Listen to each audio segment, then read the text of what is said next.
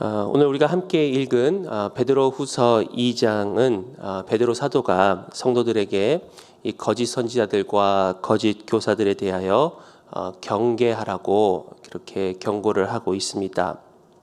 특별히 오늘 금방 읽었던 이 본문에서는 이 거짓 교사들의 그 실태를 낱낱이 드러내면서 저들을 굉장히 심하게 정죄하며 또 저주까지 하고 있는 글을 우리가 오늘 보았습니다. 오늘 말씀을 준비하며 묵상하면서 가장 먼저 들었던 생각은 이 베드로 사도는 예수님으로부터 내 양을 먹이라라는 그런 사명을 받았습니다. 그리고 그 사명을 완수하기 위해 지금 이 베드로 후서를 쓰고 있다라는 생각을 하게 되었습니다. 특별히 이 베드로 후서를 쓰면서 베드로 사도는 그의 인생이 얼마 남지 않았음을 알고 있었습니다. 어떻게 보면 마지막으로 유언과 같이 성도들에게 쓰는 이 편지가 이 성도들을 향한 베드로의 마음을 더 간절하게 느낄 수가 있었습니다. 특별히 내 양을 먹이라라는 그 예수님의 그 명령, 말씀을 먹이고 영혼을 먹이고 또 영혼을 살리는 그 명령에 있어서 그 당시에 또 행패하였던 그런 거짓 교사들, 거짓 선지자들로 인하여 성도들이 미혹되어지고 또 믿음에서 떠나는 그런 일들을 향해서 안타까운 그런 베드로의 그 심정, 그리고 그들을 향한 그의 그 글이 오늘 본문에서 나타나지 않는가라는 그런 생각을 먼저 하게 되었습니다. 사실 오늘 본문은 굉장히 좀 어려운 내용입니다. 어렵다는 의미가 내용을 이해하기 어려운 것보다 이 말씀을 참 나누기가 참 어려운 내용들입니다. 굉장히 낱낱이 저들의 실태를 이렇게 내보이고 또 저들을 정죄하는 그런 베드로의 글이지만 이거를 통해서 또 하나님의 자녀인 백성인 우리 성도는 어떠한 자들인가를 오히려 다시 한번 여러분들과 같이 생각하기를 원합니다. 첫 번째로 우리가 알 수 있는 교훈은 하나님의 성도는 올바른 지식과 진리 위에 굳건히 서 있는 자들입니다. 12절 보시면 그러나 이 사람들은 본래 잡혀 죽기 위하여 난 이성 없는 짐승 같아서 그 알지 못하는 것을 비방하고 그들의 멸망 가운데서 멸망을 당하며.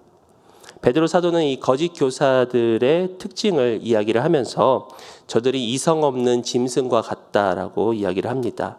그리고 저들은 진리를 알지 못한다라고 이야기를 합니다. 지식이 없고 무지한 자들입니다. 그리고 저들이 없는 지식이란 바로 하나님을 아는 지식이고 또 우리 앞에 10절에 언급되어 있듯이 하나님의 영광을 아는 지식입니다. 저들은 교사 흉내를 내고 있지만 저들은 이 이성 없는 짐승과 같아서 하나님을 알지 못하고 하나님에 대한 올바른 지식을 알지 못하기 때문에 결국 멸망당하는 것입니다.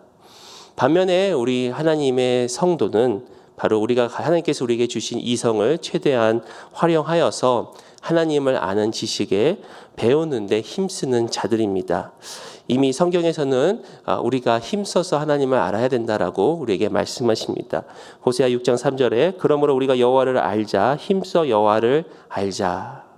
바로 하나님을 우리가 힘써 알 때 또 하나님의 영광을 아는 지식을 힘써 알 때 우리는 성도로서 살아갈 수가 있습니다. 그러므로 우리는 하나님의 말씀을 끊임없이 공부하고 또 하나님 말씀을 대해야 됩니다. 특별히 하나님께서 우리 모두에게 주신 이성을 사용해서 생각하고 또 공부하는 그런 저와 여러분들이 되기를 바랍니다. 하나님의 말씀은 완전하시기 때문에 하나님의 주신 그 이성을 통해서도 우리는 충분히 하나님을 만나고 이해할 수가 있습니다. 인간의 31억 개의 유전자 서열을 해독하는 인간 게놈 프로젝트를 이끌었던 이 프란시스 콜린이라는 세계적인 유전학자가 있습니다. 그는 과학자였고 그는 무신론자였습니다. 그러나 그가 C.S. 루이스의 순전한 기독교를 읽고 나서 그가 하나님을 알게 되었고 또 믿게 되었고 또 신실한 그리스도인으로 그가 살아가고 있습니다. 특별히 C.S. 루이스의 그 순전한 기독교의 첫 부분에 그 인간의 보편화되어 있는 이 도덕률을 그가 깨닫고 또 이성으로 생각하고 또 그렇게 해서 결론을 지은 것이 정말 하나님은 살아계시는구나라는 그런 결론을 짓게 되었다라는 것입니다. 즉 우리 인간이 가지고 있는 이성과 또 지성을 통해서 우리는 하나님을 만날 수가 있습니다. 그래서 C.S. 루이스가 이 믿음에 대해서 이렇게 정의를 합니다. 내가 정의하는 믿음이란 생각을 바꿀 만한 설득력 있는 이유가 나타나기 전까지는 여태 성심껏 사실을 알던 내용을 계속 믿는 힘이다. 그러니까 이 C.S. 루이스도 이 믿음의 바탕은 어떤 설득과 생각이 있다. 물론 모든 것이 하나님의 또 은혜로 우리에게 또 감동되어져서 주어지는 것이지만 하나님이 주신 이성과 지성을 이용해서 하나님을 알고 또 말씀을 알고 또 하나님의 영광을 아는 것이 참 중요하다라는 그런 생각을 우리는 하게 됩니다. 더불어서 바로 우리는 말씀을 통해서 또 이 복음의 진리가 무엇인지 또 우리 이 성경 66권 전체에 나와 있는 이 골자와 같은 이게 복음의 핵심 진리들을 또 우리는 알고 있어야 미혹에 빠지지 않을 수 있습니다. 사도 바울은 디모데에게 디모데전서 4장 6절에 이렇게 이야기를 합니다. 내가 이것으로 형제를 깨우치면 그리스도 예수의 좋은 일꾼이 되어 믿음의 말씀과 내가 따르는 좋은 교훈으로 양육을 받으리라. 여기서 얘기하는 이 좋은 교훈이라는 것은 바로 성경 전체를 또 통괄하고 있는 그런 교리와 같습니다. 바로 이 성경을 단편적으로 우리가 보고 배우는 것이 아니라 성경 전체에 66권에 흐르고 있는 하나님은 누구신지 또 예수님은 누구신지 또 우리가 어떻게 구원을 얻고 또 우리가 어떻게 믿는 자로서 살아가는지 어떤 전체적인 총체적인 그런 교리들을 우리가 배우고 또 익히고 그렇게 나아갈 때 이 거짓 교사와 거짓 선지자들로부터의 그런 미혹을 또 우리는 피할 수가 있는 것입니다. 또 두 번째로 우리가 알 수 있는 하나님의 성도는 바로 거룩한 즐거움을 누릴 줄 아는 자들입니다. 본문 13절과 14절을 보시면 불의의 값으로 불의를 당하며 낮에 즐기고 노는 것을 기쁘게 여기는 자들이니 점과 흠이라 너희와 함께 연애할 때에 그들의 속임수로 즐기고 놀며 음식이 가득한 눈을 가지고 범죄하기를 그치지 아니하고 굳세지 못한 영혼들을 유혹하며 탐욕에 연단된 마음을 가진 자들이니 저주의 자식이라. 여기서 이야기하는 이 거짓 교사들의 또 다른 특징은 바로 저들이 방탕한 생활을 즐기며 음란하고 탐욕스러운 쾌락을 즐긴다는 것입니다. 결국은 이 쾌락이 성도들로 하여금 유혹과 속임수에 빠져서 절제하지 못하고 인간의 그 정욕대로 살아가는 자들입니다. 그러나 저들이 저지르는 이 불의는 그러한 불의의 값으로 저들이 불의를 당할 것이고 또 저들의 정욕대로 결국 저들은 멸망을 당할 것이다라고 베드로 사도는 강력하게 저들을 비판하고 있습니다. 또한 오늘 보면 18절과 19절에는 그들이 허탄한 자랑의 말을 토하며 그릇되게 행하는 사람들에게서 겨우 피한 자들을 음란으로서 육체의 정욕 중에서 유혹하는도다. 그들에게 자유를 준다 하여도 자신들은 멸망의 종들이니 누구든지 진 자는 이긴 자의 종이 됨이라. 저들이 방탕하고 음란한 생활을 할 뿐만 아니라 바로 겨우 이 멸망되게 행하는 자들에게서 겨우 피하는 자, 즉 예수님을 믿고 또 복음을 받은 자들 또한 저들이 음란으로서 유혹하고 또 정욕으로 유혹하는 그러한 모습들, 그것이 진정한 자유인 마냥 그렇게 살아가는 저들을 우리는 보게 됩니다. 우리 인간은 이 정욕을 잘못 사용하고 또 절제하지 못해서 또 이 세상에서 이미 어려움을 당하거나 또 때로는 멸망하는 길에 들어서는 것을 우리는 가끔 보게 되고 있습니다. 그만큼 우리 모두는 인간의 이런 잘못된 탐욕이 가져올 결과에 대해서 너무나 잘 알고 있습니다. 하지만 참 인간의 탐욕은 참 무한하다라는 그런 생각을 할 때가 있습니다. 이제 우리가 2020년 동안 참 우리를 모든 사람들이 힘들게 했었던 이 코로나 바이러스의 그 원인 중 하나가 이 인간의 무절제한 자연 파괴다라고 주장하는 사람들이 있습니다. 즉 인간이 야생동물들을 잡아먹고 또 이 생태계를 파괴하다 보니 자연이 인간을 향하여 백신을 맞은 게 코로나 바이러스다라고 주장하는 것을 들은 적이 있습니다. 어떻게 보면 일리가 있는 말인 것 같습니다. 그만큼 인간은 욕망 따라 살다 보면 굉장히 파괴적이고 이기적이고 그 욕망의 끝이 없기 때문에 계속해서 멸망해가는 그런 모습들을 우리는 봅니다. 하지만 우리가 알아야 될 것은 이러한 인간의 어느 정도의 그런 갈망함이나 욕구는 바로 하나님으로부터 주어졌다는 것입니다. 하나님은 우리 인간을 지실 때 어느 정도 누구에게나 다 이러한 갈망함을 주셨기 때문에 우리 인간은 이러한 욕구와 또 갈망함 가운데서 살고 있습니다. 이 로널드 롤하이저는 이러한 욕구를 바로 우리 안에 불꽃이라고 표현을 하고 있습니다. 그가 얘기하는 것은 우리의 영혼은 에로스이며 정신이고 깊이 안주하지 못하는 마음이다라고 그가 표현을 합니다. 그러니까 우리 누구나 다 우리 영혼 가운데서는 하나님이 주신 이런 불꽃이 있기 때문에 안주하지 못하는 그런 갈망한 그런 마음이 있습니다. 그래서 우리가 잘 아시는 게리 토마스 영성가는 이러한 갈망함 또 우리 안에 가지고 있는 어떤 이러한 즐거움을 추구하는 것들을 우리가 잘 이해하고 그것을 거룩한 영역 안에서 누리는 것이 오히려 우리가 마땅히 해야 될 일이고 우리가 건강한 신앙생활을 할 수 있다라고 그가 이야기를 합니다. 그러면서 이렇게 이야기를 합니다. 하나님은 우리가 참되고 지속적인 쾌락이 필요한 존재로 지으셨다. 우리는 그 사실을 겸손히 인정해야 한다.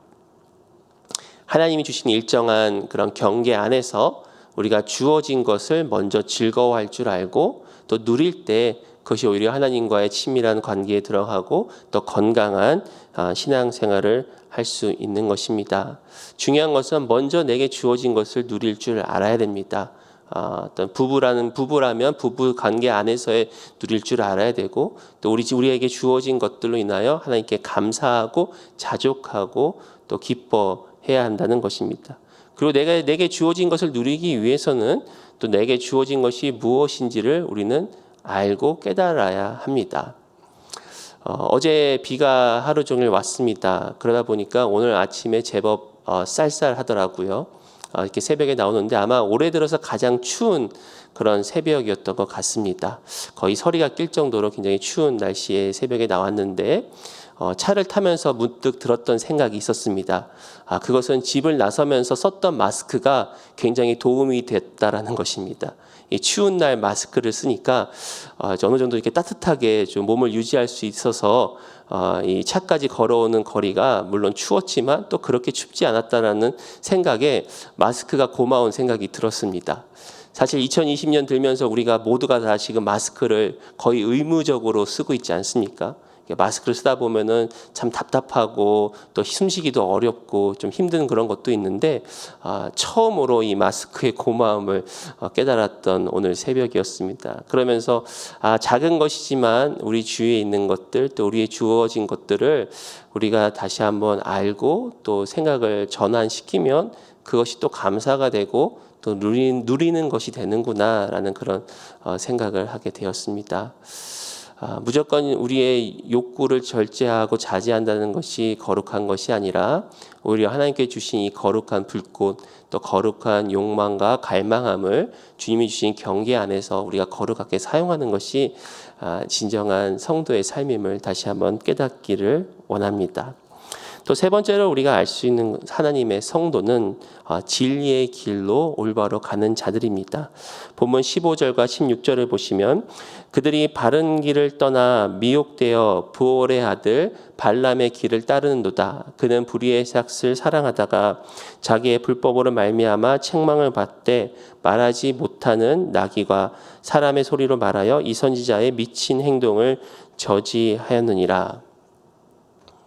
또 여기서 나오는 거짓 교사들의 세 번째 특징은 저들은 불의의 삭을 사랑하고 바른 길을 떠나 불법을 저지르는 자들입니다.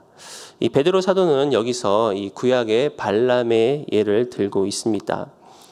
이스라엘 백성이 출애굽하여 이제 가나안 땅을 가는 그런 여정 가운데 이 발람이라는 그런 당대의 어떻게 보면 유명한 예언자 아니면 복술가, 점쟁이라고 할 수가 있겠는데요. 특별히 이 발락이라는 왕이 이 발람에게 청탁을 하여서 이스라엘을 저주하라라고 그렇게 부탁을 듭니다.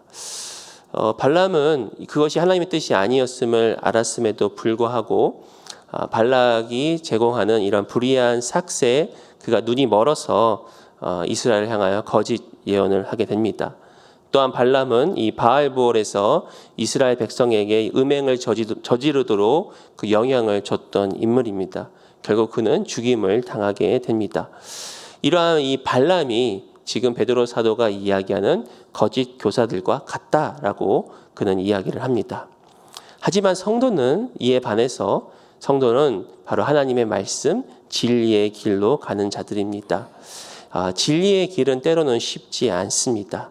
그러나 예수님께서는 이 진리의 길, 곧 좁은 문, 좁은 길로 우리 가라고 우리들에게 말씀하십니다. 마태복음 7장 13절 14절에 좁은 문으로 들어가라. 멸망으로 인도하는 문은 크고 그 길이 넓어 그리로 들어가는 자가 많고 생명으로 인도하는 문은 좁고 길이 협착하여 찾는 자가 적음이라. 바로 이 진리의 길, 또 말씀의 길, 또 예수님께서 말씀하시는 이 좁은 문, 좁은 길로 가는 것이 우리의 성도의 삶이라는 것입니다. 우리는 수많은 선택을 하고 삽니다. 그러나 우리가 선택 가운데 우리가 우선순위를 정하고 또 쉽고 편안한 길, 때로는 그 쉽고 편안한 길이 또 특별히 말씀을 거스를 때 우리는 그것을 단호히 거절하고 다시 말씀의 길로, 진리의 길로 들어설 줄 아는 그런 믿음을 갖는 저와 여러분들이 되기를 소원합니다. 하나님 말씀, 진리의 길이라는 것은 때로 또 시간이 걸릴 수가 있습니다. 또 우리가 손해를 보는 것 같습니다. 그러나 차근차근 말씀 따라서 한 걸음 한 걸음 내딛는 것이 바로 진리의 길입니다. 말씀대로 살다 보면은 또 부딪히는 일들이 생길 수가 있습니다.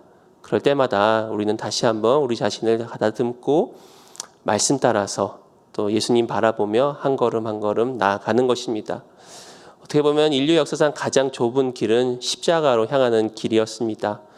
예수님도 십자가로 향하는 그 길을 가시기에 앞서서 이 땀방울이 핏방울이 되도록 하나님께 겟세마네 동산에서 기도하셨습니다. 그러나 내 뜻대로 마옵시고 아버지 뜻대로 하옵소서라는 그의 기도의 고백과 더불어서 십자가의 좁은 길을 한 걸음 한 걸음 나아가셨습니다. 그와 같이 저와 여러분들도 이 좁은 문, 좁은 길을 또 우리가 가는 그런 성도들이 되기를 원합니다. 세상의 유혹, 특별히 이 불의의 삭새에 대한 유혹을 우리가 저버리고 말씀 따라 한 걸음 한 걸음 가다 보면은 어느 순간 예수님의 십자가를 만나고 또 하나님의 영광을 보는 저와 여러분이 될 줄 믿습니다. 또 우리가 네 번째로 알 수 있는 이 하나님의 성도란 바로 물된 동산과 같이 하나님의 풍성한 은혜를 누리는 자들입니다. 17절에서 베드로는 이렇게 얘기합니다. 이 사람들은 물 없는 샘이요 광풍에 밀려가는 안개니 그들을 위하여 캄캄한 어둠이 예비되어 있나니. 여기서 얘기하는 거짓 교사들의 네 번째 특징은 바로 물 없는 샘과 같고 또 광풍에 밀려가는 안개와 같다라고 베드로가 이야기를 합니다. 결국 저들은 캄캄한 어둠이 예비되었다. 그러니까 지금 당장은 많은 사람들을 유혹하고 저들이 어느 정도 이렇게 성공하는 것 같지만 물이 없는 그런 샘과 같고 또 광풍에 밀려가는 안개와 같이 저들은 사그라질 것이다 라고 이야기를 합니다.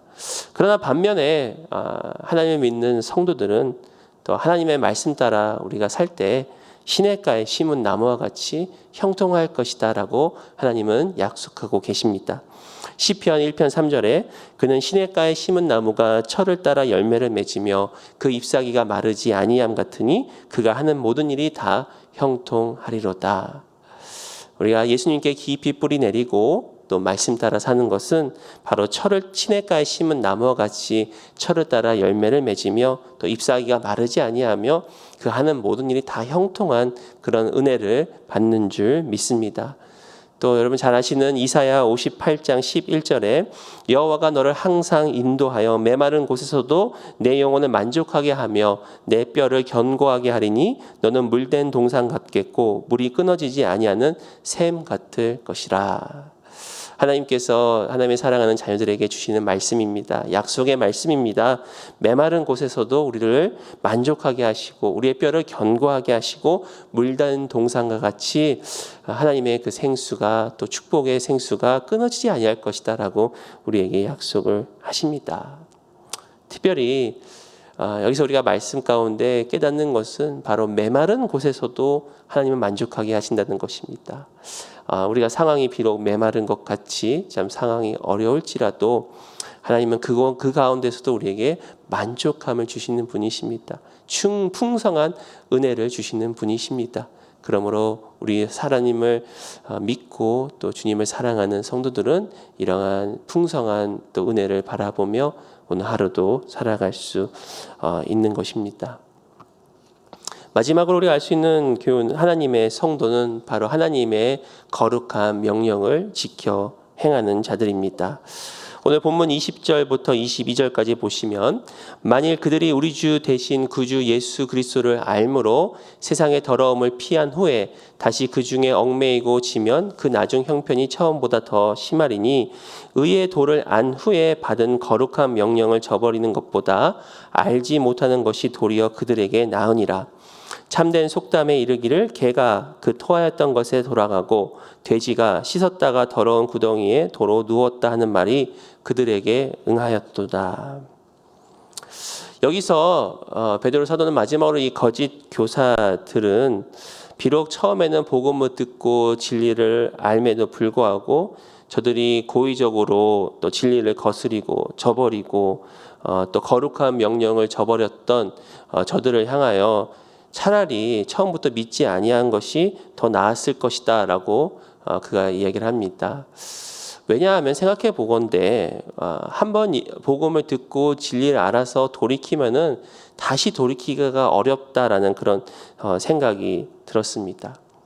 특별히 그 당시에 이 베드로 사도가 성도들을 향하여 썼던 이 편지의 내용 중에서 결국 그 당시에 예수님을 믿음으로 하여서 또 환난과 고난을 당하는 성도들, 그리고 이 거짓 교사들과 거짓 선지자로 인하여 어떤 여러 가지 유혹과 미혹에 빠졌던 성도들이 처음에는 예수님을 믿은 것 같았는데, 처음에는 복음을 믿었던 것 같은데 돌이켰던 그런 자들이 있었던 걸로 압니다. 그렇기 때문에 베드로 사도가 저들을 향하여 간곡하게 또 저들을 향하여 권면하고 또 그렇게 이야기를 하고 있는 것입니다. 한번 돌이키면 다시 돌이키기가 참 어렵다라는 그런 생각을 하게 됩니다.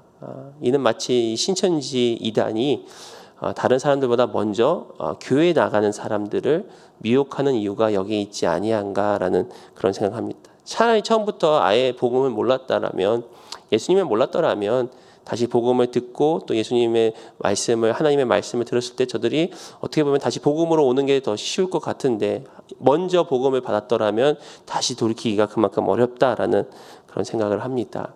그러면서 오늘 이 마지막 부분에 다시 한번 우리가 깨닫는 것은 하나님의 백성, 하나님의 성도들은 바로 이 거룩한 명령을 지켜 행하는 자들이다라는 생각을 합니다. 우리가 아무리 하나님을 아는 지식이 있어도, 우리가 아무리 성경을 아는 지식이 있어도 그것을 행하지 아니하면 그것은 열매를 맺지 못하는 인생이 될 수가 있습니다. 여기서 중요한 사실은 우리는 하나님의 무조건적인 은혜로 구원을 받았습니다. 그 구원에 대해서는 우리의 노력과 또 우리의 어떠한 의가 전혀 포함되지 않았음을 우리는 너무나 잘 알고 있습니다. 하지만 우리가 이미 받은 구원을 또 이 땅 가운데서 또 그 구원을 누리고 또 구원의 열매를 맺기 위해서는 하나님의 거룩한 말씀을 우리가 순종해야 하는 것입니다. 저는 근래에 좀 하나님의 이 무조건적인 은혜와 또 하나님의 조건적인 은총에 대해서 좀 생각을 하게 되었습니다. 저는 이게 목회자로서 또 우리 교회 또 목사님들뿐만 아니라 또 타 교회 목사님들을 가끔 이렇게 관찰을 할 때가 있습니다. 특별히 이렇게 교회가 잘 부흥되고 성장하고 또 이렇게 정말 목회를 잘하시는 분들은 어떻게 하면 저렇게 목회를 잘하실까라는 그런 또 관찰을 하게 되고, 또 교회가 어려워지고 또 좀 힘들어지는 분들은 왜 저런 결과가 날까라는 그런 관찰을 가끔 하게 됩니다.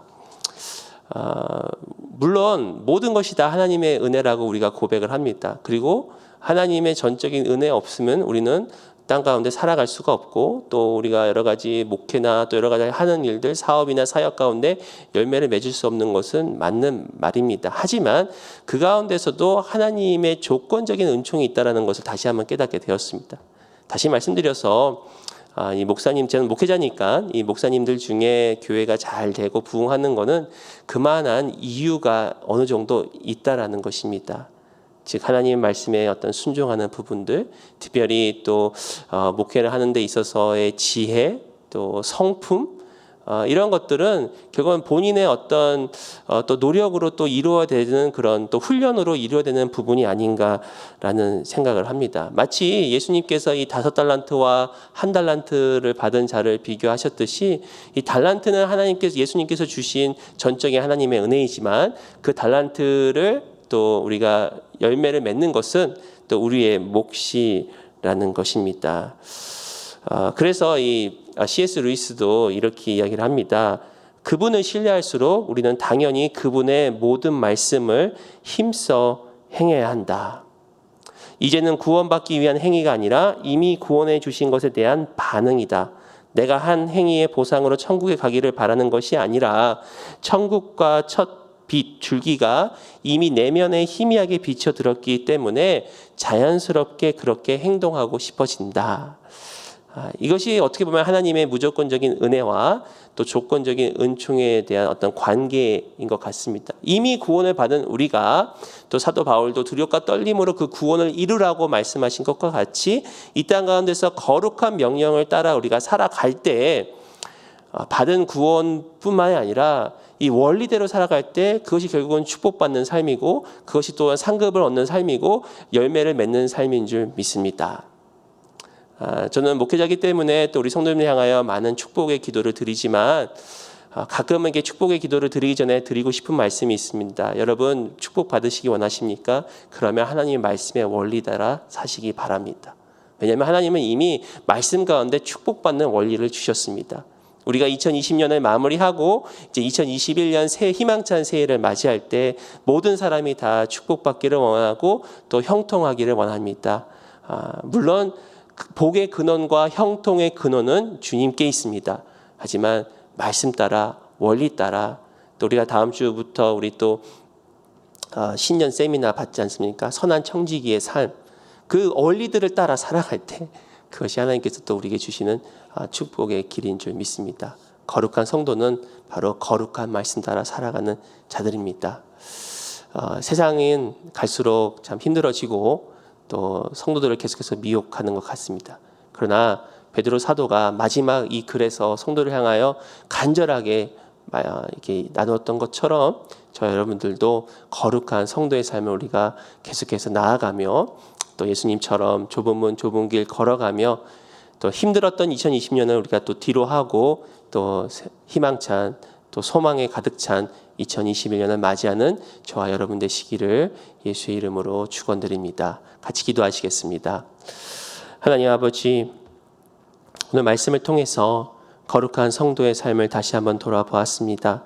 특별히 참 힘들었던 2020년은 이제 얼마 남지 않은 이 시점에서 이 베드로 사도를 통해서 주시는 말씀을 다시 한번 우리가 기억하기를 원합니다.